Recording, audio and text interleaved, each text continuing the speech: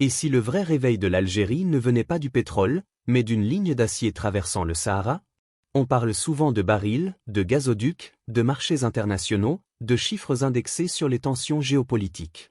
On mesure la puissance en millions de tonnes exportées, en contrats énergétiques signés à l'étranger, en cours du Brent affiché sur les écrans des places financières. Mais pendant que les projecteurs restent braqués sur les hydrocarbures, pendant que le monde associe encore instinctivement l'Algérie à ses puits et à ses pipelines, une autre révolution avance en silence.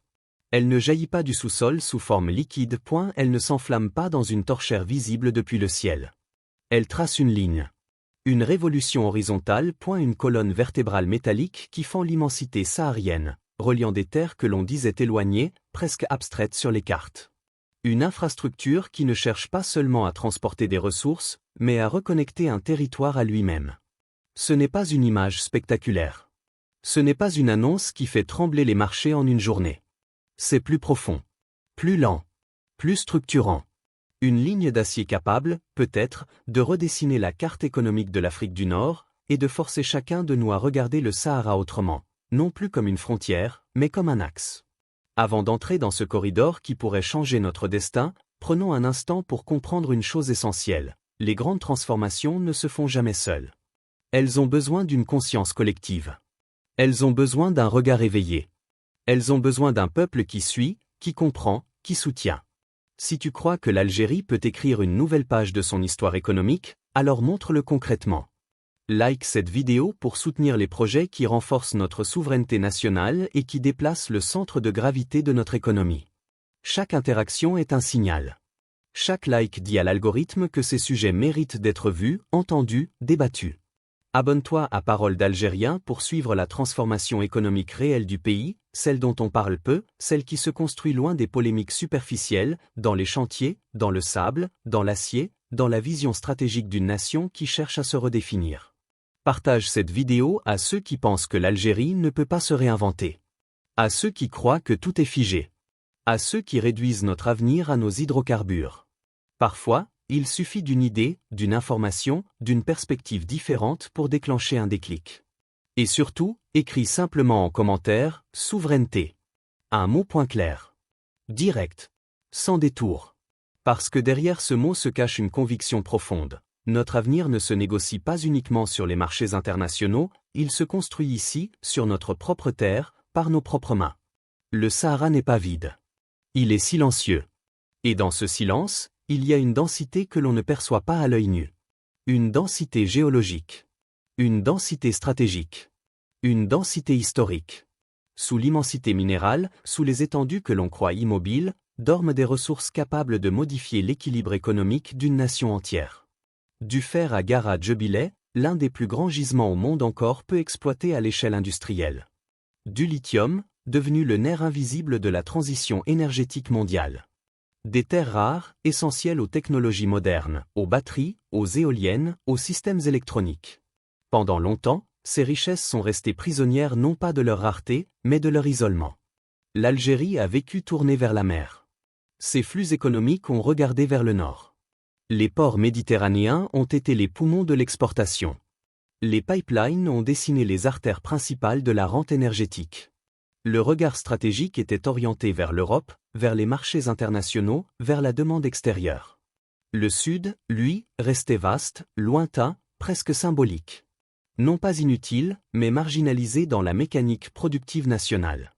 Aujourd'hui, quelque chose bascule. L'axe change. Le centre de gravité se déplace vers l'intérieur. Le corridor d'acier naît d'une idée simple en apparence, relier le nord industriel au sud minier. Mais derrière cette simplicité logistique se cache une transformation plus profonde.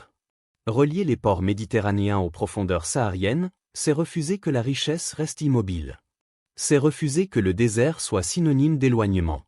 C'est transformer une contrainte géographique en levier stratégique. La ligne ferroviaire reliant Béchar à Tindouf, connectée aux grands axes nationaux, n'est pas qu'un projet d'infrastructure. Ce n'est pas seulement une question de rails, de traverses et de locomotives. C'est un geste géopolitique. Un trait d'union matérialisé entre des espaces longtemps dissociés dans l'imaginaire économique. En s'intégrant potentiellement au grand corridor transsaharien, en dialoguant avec les routes vers le Sahel et l'Afrique de l'Ouest, cette ligne pourrait repositionner l'Algérie non plus comme une extrémité méditerranéenne, mais comme un carrefour continental. Car une ligne de train ne change pas un pays par sa seule existence. Ce sont les flux qu'elle transporte qui transforment l'histoire. Les tonnes de minerais extraites et acheminées vers des unités de transformation. Les équipements industriels qui descendent vers le sud. Les travailleurs, les ingénieurs, les techniciens qui circulent. Les idées qui voyagent avec eux. À partir du moment où la matière commence à se déplacer, c'est tout un récit national qui se met en mouvement. Et dans ce mouvement, le désert cesse d'être périphérie pour devenir axe central d'une nouvelle ambition. Le pétrole extrait, le gaz exporté, est la rente encaissée. Pendant des décennies, cette mécanique a structuré la vie économique du pays. Elle a financé les infrastructures, soutenu les politiques publiques, garanti une stabilité relative dans un environnement international souvent instable. Elle a donné à l'État les moyens d'agir, de redistribuer, de maintenir un certain équilibre social. Mais elle n'a pas irrigué le territoire de manière homogène. Elle n'a pas redessiné la carte productive. Elle a concentré la richesse autour des points d'exportation, laissant de vastes espaces dans une attente silencieuse. Le modèle de rente repose sur une verticalité simple, on extrait, on exporte, on encaisse. La valeur ajoutée se crée ailleurs, dans les usines, dans les centres de transformation, dans les industries lourdes situées hors de nos frontières. Le sous-sol devient une source, mais pas un moteur complet. Il alimente d'autres économies plus qu'il ne structure la nôtre en profondeur. Le corridor d'acier inverse cette logique. Il propose un basculement presque philosophique. Ne plus considérer la matière brute comme une fin en soi, mais comme le point de départ d'un processus. Il ne s'agit plus d'extraire pour vendre immédiatement, mais d'extraire pour transformer, pour industrialiser, pour densifier la chaîne de valeur à l'intérieur même du territoire national. Imaginez le fer de Gara Jubilee non pas chargé directement vers un port pour être expédié à l'état brut, mais orienté vers des complexes sidérurgiques modernisés, implantés stratégiquement, capables de produire de l'acier compétitif.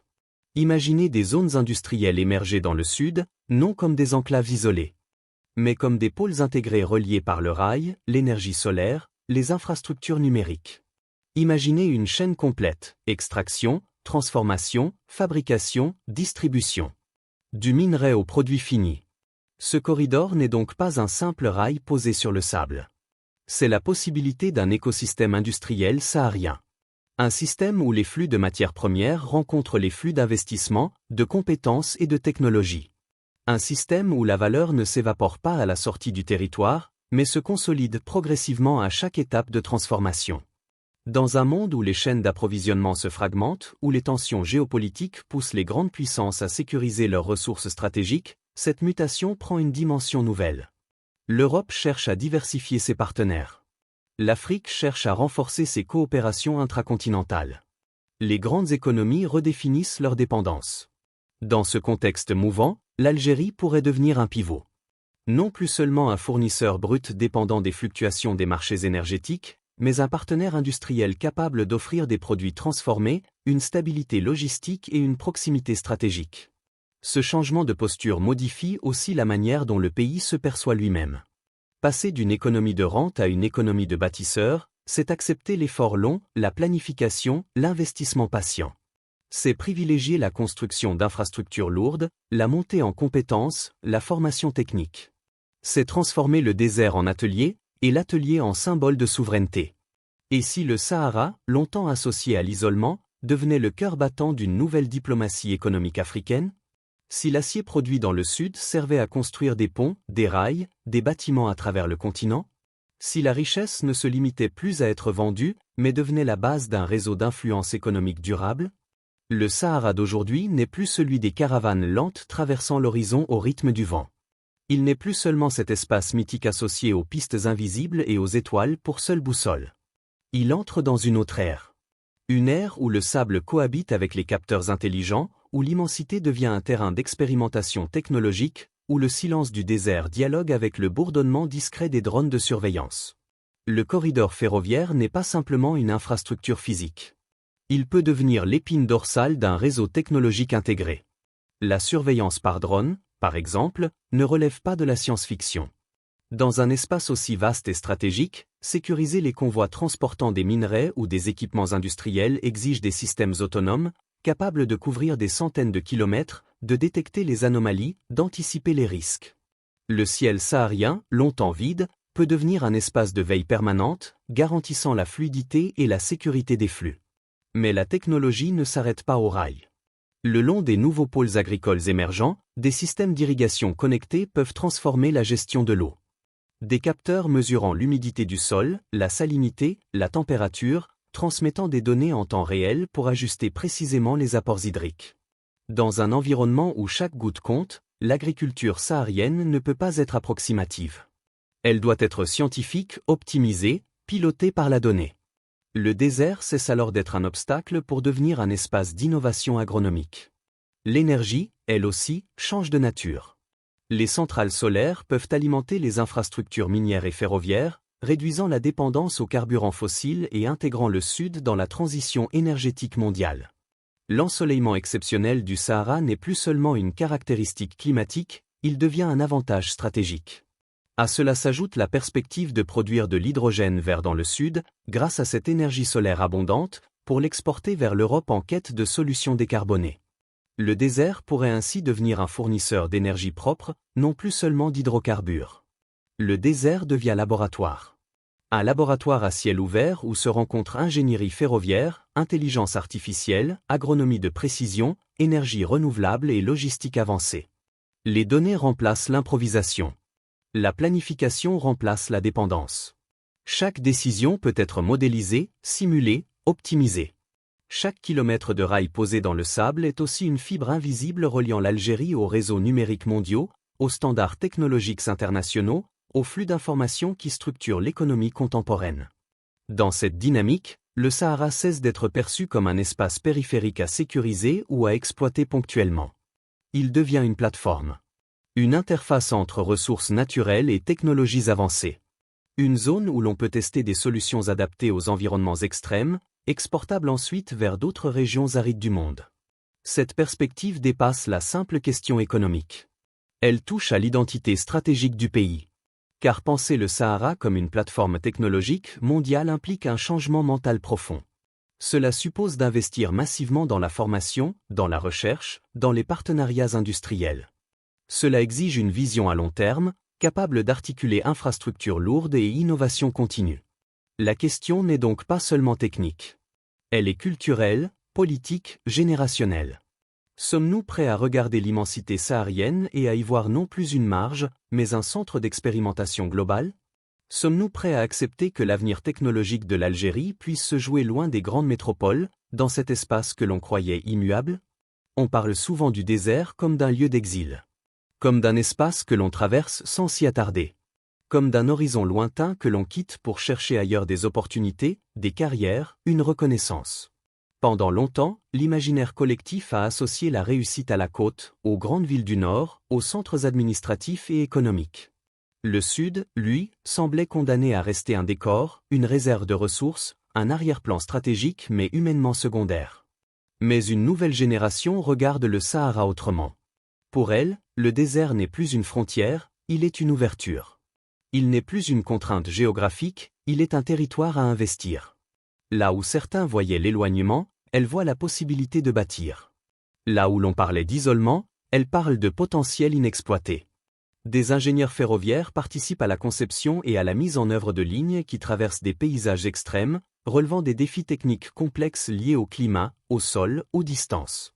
Des techniciens miniers s'installent à proximité des gisements pour encadrer des opérations d'extraction modernisées, intégrant des standards internationaux. Des entrepreneurs agricoles expérimentent des cultures adaptées, combinant savoir local et technologie de précision. Des startups spécialisées dans la logistique saharienne imaginent des solutions numériques pour optimiser le transport, la maintenance, la traçabilité des flux. Le corridor d'acier ne transporte pas seulement du minerai. Il transporte des trajectoires de vie. Chaque chantier ouvert dans le Sud crée des besoins en compétences, en services, en innovation. Chaque investissement industriel attire des profils qui, autrement, auraient peut-être cherché leur avenir à l'étranger ou se seraient concentrés dans des zones déjà saturées. Le rail devient un catalyseur humain. Il redessine les cartes intérieures des ambitions individuelles. Ce mouvement redonne un sens concret à la notion de territoire. Le territoire n'est plus seulement une surface administrée, il devient un espace vécu, travaillé, transformé. Il cesse d'être une abstraction géographique pour devenir un projet collectif. En déplaçant une partie de la dynamique économique vers le sud, l'Algérie amorce une forme de décentralisation de l'ambition. L'avenir ne se concentre plus uniquement sur la bande côtière. Il se diffuse, il s'étend, il épouse la profondeur du pays. Une Algérie où le sud n'est plus périphérie, mais moteur. Une Algérie où l'on peut choisir de s'installer à Béchar, à Tindouf ou dans d'autres pôles émergents sans avoir le sentiment de s'éloigner du progrès. Cette reconfiguration modifie les représentations sociales. Elle valorise des métiers techniques, industriels, scientifiques. Elle remet au centre la culture de la production, de la transformation, de l'effort structurant. Et dans cette reconquête, quelque chose de plus profond se joue. Ce n'est pas seulement une question d'emploi ou d'infrastructure. C'est une question de dignité. La dignité de produire plutôt que de dépendre. La dignité de transformer localement ce que l'on extrait. La dignité de choisir son modèle économique au lieu de subir celui dicté par les fluctuations extérieures. Pour une jeunesse algérienne exigeante, consciente des défis mondiaux, cette transition représente plus qu'une opportunité professionnelle. Elle représente une responsabilité. Celle de ne plus attendre que l'avenir se décide ailleurs. Celle d'inscrire son énergie dans la construction concrète d'un pays qui assume ses ressources, ses espaces et son rôle continental. La véritable question n'est donc pas de savoir si le corridor d'acier créera des emplois. Elle est de savoir combien de jeunes seront prêts à s'y projeter, à y investir leur talent, à faire du Sahara non pas un passage, mais un choix. D'ici 2030, le corridor d'acier pourrait être bien plus qu'un projet d'infrastructure achevé. Il pourrait structurer une véritable industrie sidérurgique saharienne, capable de transformer localement le minerai en acier, puis l'acier en composants essentiels pour la construction, l'énergie, les transports. Il pourrait connecter l'Algérie aux marchés africains en profondeur, non plus uniquement par des routes symboliques, mais par des flux commerciaux réguliers, compétitifs, stratégiquement pensés. Il pourrait renforcer la souveraineté logistique du pays, en réduisant la dépendance aux circuits extérieurs et en consolidant un réseau interne solide. Il pourrait, enfin, accélérer la transition vers une économie post-rente, où la richesse ne dépend plus exclusivement des hydrocarbures, mais d'une capacité à produire, transformer et exporter à haute valeur ajoutée. Mais une infrastructure ne suffit pas. L'histoire économique mondiale regorge de projets ambitieux qui n'ont pas tenu leurs promesses faute de vision cohérente, de continuité stratégique, de mobilisation collective. L'acier, à lui seul, ne garantit rien. Les rails peuvent être posés, les gares construites, les convois lancés, et pourtant l'élan peut s'essouffler si la transformation industrielle ne suit pas, si la formation ne s'adapte pas, si l'écosystème entrepreneurial ne se développe pas en parallèle. Ce qui fera la différence, ce ne sera pas la masse du minerai extrait. Ce sera la capacité à penser sur le long terme. À coordonner politique industrielle, innovation technologique, diplomatie économique et inclusion territoriale.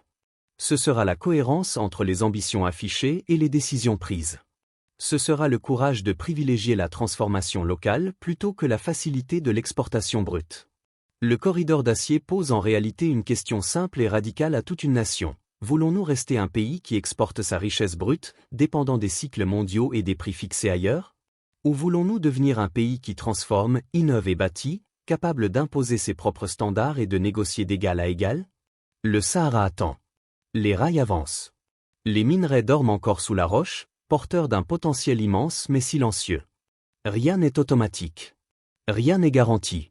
Entre le réveil et l'occasion manquée, la frontière est fine, presque invisible, et elle dépend moins des ressources que de la détermination collective.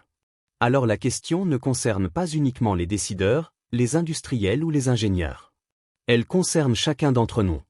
Dans cette Algérie qui aspire à devenir une puissance agricole, minière et industrielle, quelle place choisissons-nous d'occuper? Observateurs sceptiques? Critiques distants? Ou acteurs engagés, prêts à participer, à se former, à entreprendre, à soutenir une vision qui dépasse l'instant? L'avenir ne se décrète pas. Il se construit, rail après rail, idée après idée, génération après génération. Et peut-être que 2030 ne sera pas seulement une date sur un calendrier, mais le moment où l'Algérie aura décidé, définitivement, de se penser comme une nation de bâtisseurs.